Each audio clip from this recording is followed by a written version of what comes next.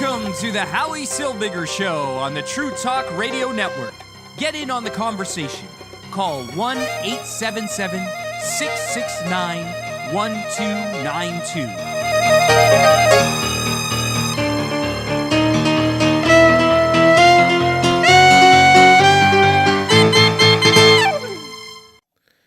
And good evening, I'm Howie Silbiger. Welcome to the Howie Silbiger Show right here on the True Talk Radio Network. You could get in on the conversation by simply calling the 800 number, 1-877-669-1292. That's 1-877-669-1292. We'll get you in on the conversation here on the Howie Silbiger Show on the True Talk Radio Network. We are back, we are live, and I'm happy to be here. The idea is that we are going to be on every night of the week. That's the plan. Now, what really happens might be something else, but that is the plan. The plan is to be on every night of the week and to talk to you about stuff that's important. Important to me, important to you, important to everybody, every single night of the week. And as always, I try to keep the lines open. When they work, I try to keep them open. The reason for that is if you don't like something I'm saying, if you don't agree with something I'm saying, you can always feel free to call in and argue with me. If you do agree with something I'm saying, you can call in and agree with me. Either way, you could feel free to call in. 1-877-669-1292 is the number to call. So Mahmoud Abbas, the head of the Palestinian Authority, is now on the 14th year of his four-year mandate. So he was elected for a 4-year term. He's now on year 14. I'm pretty sure that year 14 will be very successful for him. I have to remind you that Dr. Abbas got his PhD he put together a doctorate thesis denying the Holocaust. His thesis claimed that the Holocaust never happened. He is a Holocaust denier, a Jew-hating Holocaust denier, and he is the chosen peace partner for the state of Israel, for whatever reason. I don't understand why, but that's what the Israeli government decided that they wanted as a peace partner. In fact, they pulled Yasser Arafat, a Jew murderer, out of oblivion, out of total irrelevance, in order for him to be their peace partner because they couldn't deal with Hamas. But here we are. Mahmoud Abbas, the dictator of the Palestinian Authority, a man who is there on his 14th year of a 4-year mandate, spoke to the United Nations today.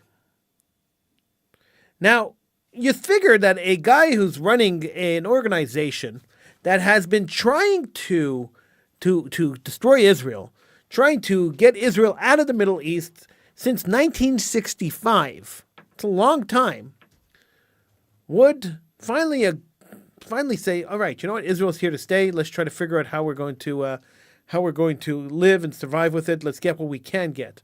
It's not really the way the UN works. That's not really the way the Palestinian Authority works. It's not really the way the UN works. So Mahmoud Abbas, the Holocaust-denying dictator of the Palestinian Authority, told the UN that there is no proof of Jewish ties to the area of the Al-Aqsa Mosque in Jerusalem. So the Al-Aqsa Mosque is on the Temple Mount. It's where the Jewish Har Habayit, it's on the Jewish temple. It's where the Jewish temple stood. He said there's no ties, there's no proof of Jewish ties to the area of the Al-Aqsa Mosque compound in Jerusalem. He said that the Judaism's holiest site, the Temple Mount, and its adjacent western wall was Muslim, and always has been Muslim. Israel, dug under the Al-Aqsa Mosque. They dug everywhere, and they could not find anything, Abbas said. He spoke during a special session of the UN Committee on the Exercise of Inalienable Rights of the Palestinian People to mark the 75th anniversary of Nakba Day, which is Arabic for the Catastrophe Day, and the term Palestinians used to describe the 1948 Israeli War of Independence. The UN also planned to hold a second Nakba Day event on Monday evening, because Israel, this is the most ludicrous situation here, because the United Nations has member countries. Israel is a member country of the United Nations. the Palestinian Authority is not a member country of the United Nations. In fact, the United Nations never recognized a country called Palestine, neither did the League of Nations. But they did recognize a country called Israel. Now, the UN, who is now sponsoring anti-Israel propaganda, anti-Israel days, while Israel's still a paying member of the UN, is just ludicrous, ridiculous, and an affront to everything the UN is supposed to stand for. Now, why Israel's still a member of the UN is beyond me, but here we are. Israel is a member of the UN, and the UN's holding an anti-Israel rallies. They're sponsoring anti-Israel rallies. All right. Israel has in the past waged diplomatic battle against Palestinian attempts at the UN to disavow its connection to the Temple Mount, known to Muslims as Al-Haram al-Ashif, the holiest site in Islam. Well, no, not really. This article is wrong. This is the Jerusalem Post. I expect more from the Jerusalem Post. It is not the holiest site in Islam. It's the third holiest site in Islam. It has also protested UN General Assembly's resolution approved last November to hold Nakba Day events for the first time at the organization's headquarters in New York. In his speech, Abbas emphasized that the ownership of the Al-Burq Wall, which is the Western Wall, the Kotel, and Al-Haram al-Hashif, the Temple Mount, belongs exclusively and only to the Islamic Waqf alone. He cited a 1930 League of Nations report that he said affirmed this conclusion. Abbas also repeated the claim which Israel has denied that Palestinians were not given freedom to worship on the Alaska compound. During his speech, Abbas said that the U.S. and the U.K. were responsible for the permanent displacement of what he said were close to 1 million Palestinians during the 1948 war. These two countries bear political and ethical responsibility directly for the Nakba of the Palestinian people because they took part in rendering our people a victim when they decided to establish and plant another entity, the Jewish people, in our historic homeland, he said. The U.S. and the UK did this for their own colonial goals and objectives, Abbas added, saying that Israel would not have continued its hostility and aggression without the support it received from these two countries. He took the UK to task for issuing the Balfour Declaration in 1917, which recognized the Jewish right to a homeland in full coordination with the U.S., but did not recognize the self-determination of the Palestinians. These countries wanted to get rid of the Jews and benefit from their presence in Palestine, Abbas said. This was a promise of those who do not own to those who do not deserve. Britain gave Palestine as a gift to Israel. Why Palestine? Give them another island somewhere else. Now, he compared Israel's rendition of its historical narratives to the kind of misinformation disseminated by the Nazi propaganda minister Goebbels, Joseph Goebbels, during World War II. The Israeli and the Zionists continue their false claims that Israel made the desert bloom, he said. Palestine was a desert and they made it blossom, a paradise, but they can't but lie. But what can we do? Just lie and lie and lie like Goebbels. They lie and lie and lie until people believe. The early Zionists falsely claimed that Palestine was a land without people, but that was never true, Abbas said, adding that the Palestinians were descendants of the biblical Canaanites. This was proven in religious scriptures, including the Torah, he said. But the biggest lie is the claim that Israel is the only democratic state in the Middle East. How can you have an occupation and still call yourself a democracy? It's an oxymoron to do so, Abbas said. He also said the Palestinians were not against Jews. We cannot be against Jews because Judaism is one of the three monotheistic religions. I believe in Judaism, but I'm against those who occupy my land. In his address, Abbas alternatively called for a two-state solution to the Israeli-Palestinian conflict on the pre-1967 lines and insisted he was open to holding talks with Israel to achieve that goal. At the same time, he also claimed Palestinian rights to both lands within sovereign Israel as well as the West Bank and the Gaza Strip. Abbas called for the right of return for Palestinian refugees to land within the pre-67 lines, a move that Israel has in the past opposed to the grounds that it undermines any possibility of a two-state solution. Abbas told the UN it was important that there be a return of refugees to their towns and villages of which they were displaced so that this tragedy does not constitute a scar for humanity. He said the UN should implement the hundreds of resolutions it issued upholding the rights of Palestinians, including Resolutions 181 from 1947, which said he called for the establishment of an Arabic state for the Palestinian people on 44% of the total area of historic Palestine alongside the state of Israel. This speech is actually hilarious. He did not mention that Israel accepted that Israel accepted that resolution and the Arab states rejected it, proceeding to launch an existential war against the new Jewish state, what became known to the Israelis as the War of Independence. Israel should be forced to accept resolutions 181 and 194 and to return to Palestinian refugees or face suspension, Abbas said.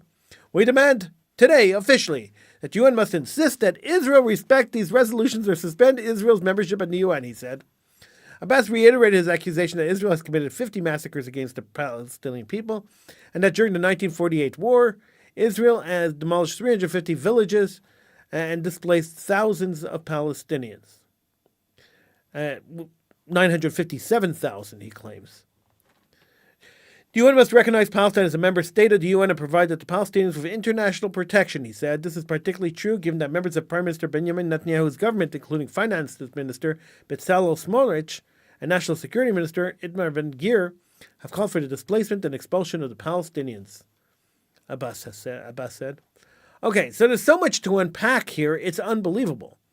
And it's unbelievable that anybody in their right mind could take Mahmoud Abbas, a Holocaust denier, seriously to start with. So let's start at the beginning and work our way through this because this is ridiculously stupid. There is no proof of Jewish ties to the Alaska Mosque compound in Jerusalem, which is Judaism's holiest site, or the Temple Mount, or its adjacent Western Wall. Israel dug under Alaska. They dug everywhere, and they could not find anything, Abbas said. They could not find anything. Go to Jerusalem and take the Western Wall tunnels tour. Take the tour. You'll see what they found. All Mahmoud Abbas has to do is walk over to the Western Wall and take the tour as a tourist, and he will see exactly what Israel found. They show it to you. What a load of bunk. Now, we spoke about the UN actually sponsoring this event, which is ridiculous. The fact that Mahmoud Abbas says that 1930s League of Nations reports that affirmed the conclusion that the Temple Mount belongs to the Palestinians, that's almost impossible. But it's funny that he would say that he would quote a League of Nations resolution and ignore another League of Nations resolution, which said that all the land occupied by the British in the Middle East should be made into a Jewish state. He kind of ignored that League of Nations thing, but picked on this one. During his speech, he says that two countries bear ethical responsibility for direct Nakba, the Palestinian people. There was no Nakba, really. Colonial goals, yeah. He took the UK for a task for issuing the Balfour Declaration, which recognized the right of a Jewish homeland, full coordination with the U.S., but did not recognize the self-determination of Palestinians. You know why it didn't recognize the self-determination of Palestinians? Because they didn't exist in 1917.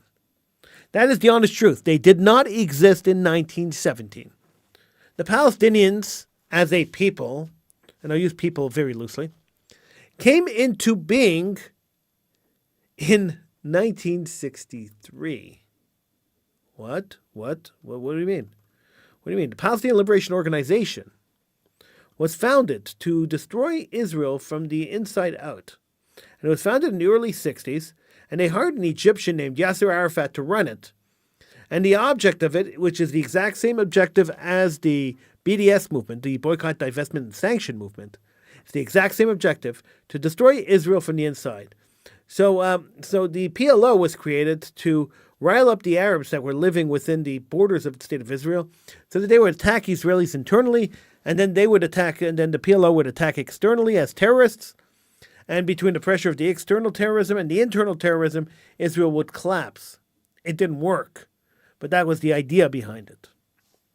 Now, I love when he says, give them another island somewhere else. Britain gave Palestine as a gift to Israel. Why Palestine? Give them another island somewhere else. Okay, so now he's saying, I care about my people, but if you want to send them somewhere else to displace somebody else, I'm good with that. This is how ridiculous the speech is. Then he compared Israel to the Nazis. Okay, everyone who compares anyone to the Nazis is stupid. He says that Israel keeps repeating over and over again these lies and keeps repeating these lies and keeps repeating these lies. It's actually the other way around. Mahmoud Abbas keeps repeating these lies like the Palestinians were descendants of biblical Canaanites. He says, read the Bible. Well, yeah, it's in the Bible. It's also in the Bible that all the Canaanites were destroyed. That there were no Canaanites left. They were all killed. But the biggest lie is the claim that Israel is the only democratic state in the Middle East. How could you have an occupation and still call yourself a democracy? Well, there are plenty of democracies that had occupations and still were democracies. He says they're not against the Jews because Judaism is one of the three monolithic religions. I believe in Judaism, but I'm against those who occupy my land. That is probably the funniest thing that Mahmoud Abbas said today.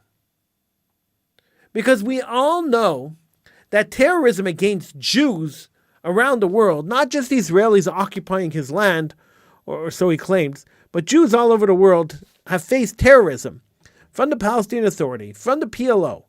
They faced terrorism for years and years and years.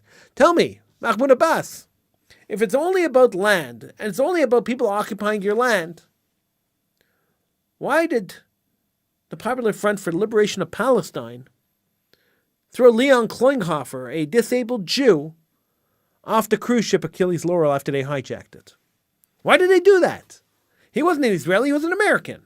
Why would you throw an American tourist off a boat? Because you hate people who occupy your land. What did the American tourist have to do with it? Well, why? What did the American tourist have to do with it? It's quite simple. He was Jewish. When the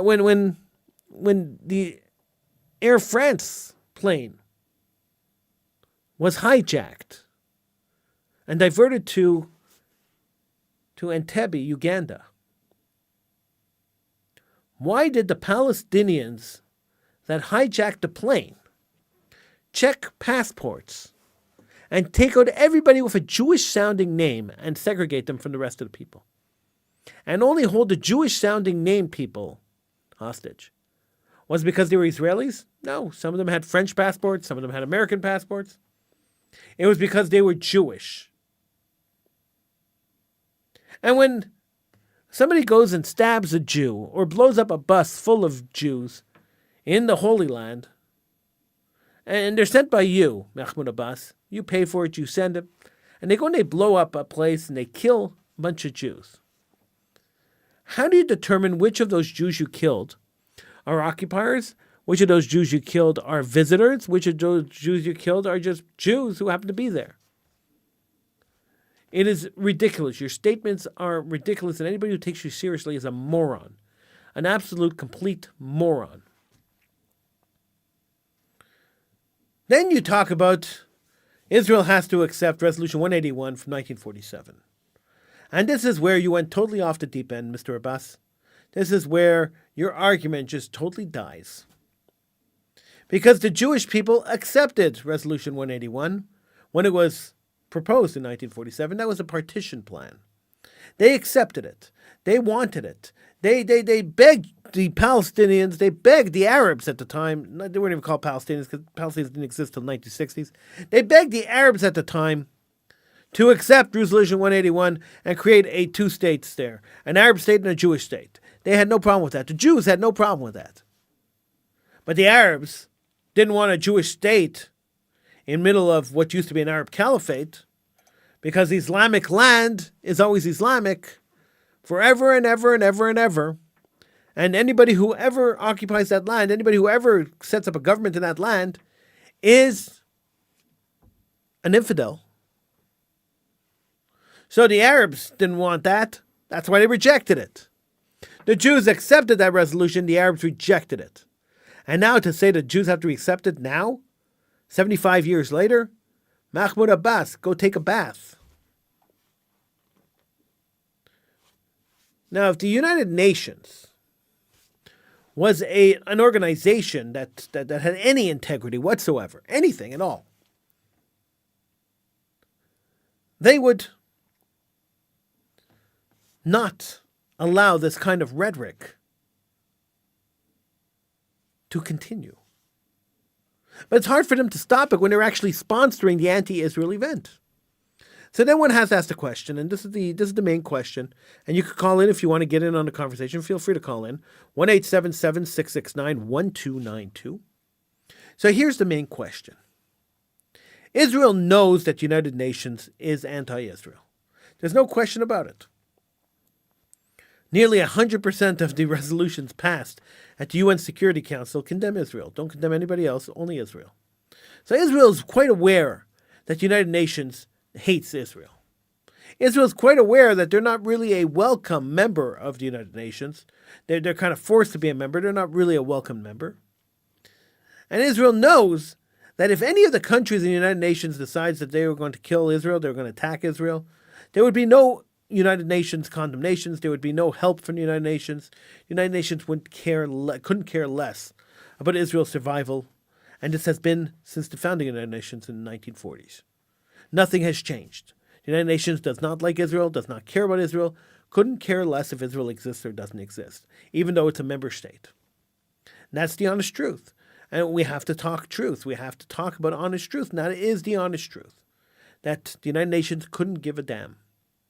So when we know that the United Nations doesn't care, and we're aware that this is the situation, and we see that the United Nations is now sponsoring in their headquarters a 2-day event which calls for the destruction of a member state, one has to ask the question, why do democratic countries, why does any country that cares about fairness, that cares about democracy, that cares about the world, why do any of these countries still stay members of the UN? Explain this to me, because I just don't get it. I just don't understand. It doesn't make sense to me. When you have an organization that's built on trying to make the world a better place, the UN was created so that there would never be a world war again. The UN was created so that countries could get together, they could talk together, and they could figure out how to resolve conflict without going to world war. This is the reason the United Nations exists. And here we have a situation where the organization that is supposed to be stopping war and supposed to be stopping conflict between countries is actually stoking conflict between countries. One has to wonder, why does that organization still exist? Why anybody would take it seriously, and why anybody, any country, any normal country, any sane country, who's constantly attacked at this by this organization, why they would still be members of the United Nations. Now, I don't know. Maybe someone could call me. 1-877-669-1292. If you call me and maybe we could discuss this, maybe you could figure this out, because I don't know. I just don't get it. It doesn't make sense to me. It's never made sense to me. I've been talking about the Arab-Israel conflict for 30 years. And in the 30 years I've been talking about it, it has never made sense. Now, before I started talking about the Arab-Israel conflict, I worked in the Israeli government, and I was in Israel, and I was very well established and well connected to the Israeli government. And even then, it didn't make sense. So perhaps somebody could explain this to me, because I don't know. If you want, you call in 1-877-669-1292. You could message if you're watching on Facebook or on YouTube, on Twitter, on I don't know, wherever else we're broadcasting. We're broadcasting on about 15 different places. If you're watching on any of these places, if you type into the chat, it pops up on my screen, so I see the chat. So if you type into the chat, I'll see your comments. So if you want to comment on this, you can feel free to do it that way. Although I prefer if you called in, since it's a call-in show, it would be nice for you to call in and we could talk on the phone. That would be even nicer. It's more fun that way. 1-877-669-1292. Now we keep talking about hardline Israeli governments that come in. Everyone's saying, "Oh no, it's a right-wing government in Israel. Oh no, run for the hills. This right-wing government's going to destroy everything we know. Run for the hills. Run. But nobody in this right-wing government, nobody in this government at all, has suggested the withdrawal of Israel from the United Nations. Now, Israel, if it had any integrity whatsoever as a country, which at the moment it doesn't, should not stand idly by while the United Nations calls for its destruction. Should not stand idly by and accept the fact that the United Nations is sponsoring the Nakba Day, 2 days of Israel hate, should not stand by and allow this to happen. A normal government is there to protect their citizenship. A normal government is there to make sure that their citizens are safe and secure in their country. That is the idea, that is the concept of a normal government. The Israeli government's not normal. There is something seriously wrong with this government.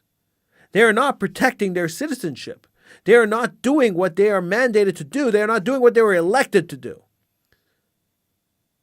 And it's time to be held accountable. You have to hold the government accountable. Now, I personally think that Bibi Netanyahu's expiry date has passed a long, long time ago. I personally think that when you're in power for so many years, as many years as he's been in power, you cease to be an elected official, you cease to be an elected prime minister, and you turn into a dictator. And I think that's what's happening in Israel. And I think that's why Israel's not doing what it has to do to protect itself. If this was actually a right-wing government, if this government actually believed in the tenets of the right wing in the context of Israel, then this government would be doing a lot more to protect their citizenship. They'd be doing a lot more to stop this kind of rhetoric at the UN. They'd be doing a lot more to quash the lies that the Palestinian Authority keeps throwing out and keeps throwing out and keeps throwing out. So what's going to happen next? Bibi Netanyahu is going to get up and he's going to say everything Mahmoud Abbas said was a lie.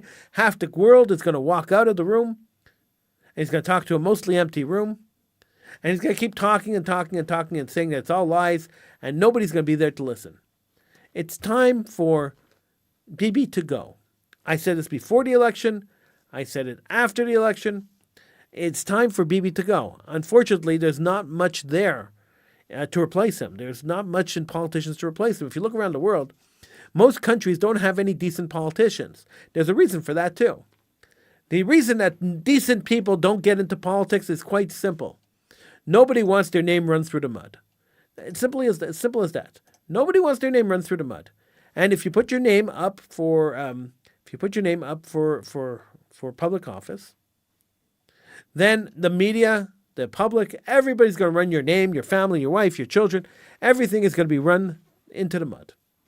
And nobody wants that to happen to them or their families.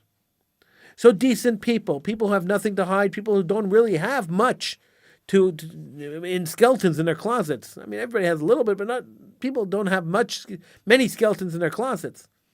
Those people do not run for politics because they're afraid that whatever little skeleton they had, whatever little scandal they could possibly have, is going to be magnified and amplified, and their children are never going to live the end of it. They're never going to hear the end of it. Simple as that. That's why decent people do not run for politics. So all you have running for politics, unfortunately, are people who have nothing else to do with their lives, scumbags, losers, failed business people. This is what's running for politics today. Is that good for a country? Absolutely not. It's absolutely not good for a country. You know, it used to be prestigious. And a lot of things that were prestigious are no longer prestigious. So it used to be prestigious to be the president of a synagogue. If you go back 2 generations or 3 generations ago, they said, the president of a synagogue, they got up when the president walked in. He was an esteemed member of the Jewish community. People looked up to the president. I want to be like him. Same thing with the president of the United States. It used to be an esteemed position. A member of Congress, a member of the Senate. This was esteemed. This was unbelievable. If you got there, you made it. This was you. It's not the way it is anymore. The Prime Minister of Canada, whoa. It's not like that anymore. Social media has killed all the prestige that go into these positions. Social media has destroyed any semblance of respect anybody has for anything. It's totally disappeared. Take a look at the way children talk to parents today. Take a look at the way the family structure is. Take a look at the way people talk to politicians, people talk to doctors, people talk to anybody. Take a look at the lack of respect we have in the world today, and you will understand clearly that social media has destroyed the moral fabric of our world. Now, is there a way to regain that moral fabric? Is there a way to turn this trend around? Of course there is, but it has to be bought in by everybody. Everybody has to buy into it. If people don't buy into it, then we will continue living in the gutters of society. We'll continue trudging the bottom of the barrel. I'd rather be the cream on the top of the barrel than the scum on the bottom of the barrel. That's the way I look at life. But unfortunately, we're living in a world where the scum of the earth are running the show, and all the normal people are kind of bowing to the scum. That's the kind of world we live in today. Is it good for society to live like this? Of course not. Is it good for our children to live like this? Of course not. Is it good for the future of the world? No. If you want to see how the world could possibly turn out if the trajectory keeps going and we keep getting lower and lower, I urge you to stream the movie or find the movie Idiocracy. Now, I don't normally push movies on my show. I don't normally tell people to watch movies. But that movie really highlights where society is headed. It really highlights where the end goal is going to be, where we're going to end up at the end game. It's scary. It's really scary. The movie was made as a farce. It's a comedy. But it's really scary to think that a guy like George Santos could lie and cheat his way into Congress. It's really scary to think that a guy like Donald Trump, who everybody hated before he became president and hated after he became president. It's scary to think that this is where we're at, and this is where society has gone to. It's really scary that the only two options for president were Donald Trump and Joe Biden, and Donald Trump and Hillary Clinton. This is the cream of the crop. This is what America has to offer, and Canada's not any better. Look, the main parties in Canada really have nobody to offer either. What, Justin Trudeau's the best that Canada could do? Really? Really? If that's the best that Canada could do, then we're in serious trouble. If this corrupt dictator of Canada is the best that Canada could do, then Canadians are in serious, serious trouble. And that's the honest truth. He's a corrupt dictator. He's a corrupt dictator who likes to oppress his people. Take a look what he did with the truckers' convoy. Take a look at what happens when he has any scandal and there's an investigation or a commission that forms to investigate scandals that he's involved in. Watch as he shuts them down or he prologues Parliament. That's what happens. It's what continuously happens. It's continued to happen. It's happened over and over and over again. And we've allowed it to happen. We've sat and we've ignored it. We've sat and we've re-elected the scumbags. And we keep re-electing the scumbags. We got to stop doing that as a people. We really got to stop doing that as a people. I'm Howie Silbiger. This is the Howie Silbiger Show right here on the True Talk Radio Network. You can feel free to join me in conversation, whether you agree with me or disagree with me. Feel free to call in. 1-877-669-1292 is the number to call. 1-877-669-1292. The email address is howie@truetalkradio.com. And of course, we're going to try to be on every night. We're going to try. No guarantees, but we'll try to be on every night. This is the goal. To be on every night and to talk about stuff that interests you and me every single night of the week at 9 p.m. That's my goal. We'll see if it actually happens. It may or may not. Tomorrow night, we will be on at 9 p.m., and then we will be on again at midnight. That's right, 2 shows tomorrow. That is Political Hitman will be on at midnight. It airs right here on the True Talk Radio Network. It also airs on Israel News Talk Radio. That's right, I'm on 2 different stations. We simulcast on 2 stations. On Tuesday nights, Wednesday morning, actually. It's midnight on Wednesday. We simulcast on 2 stations. It is an exciting show, and I hope that you will take the time and you will come and join us. All right, so I'm going to go now. I thank you for tuning in. I appreciate you coming to listen. And I will see you again tomorrow, right here on the True Talk Radio Network. Thank you so much for joining me. I appreciate it, and I appreciate everybody who takes their time to listen and watch the show. I really do. Thank you so much. See you again tomorrow, right here on the Howie Silbiger Show on the True Talk Radio Network.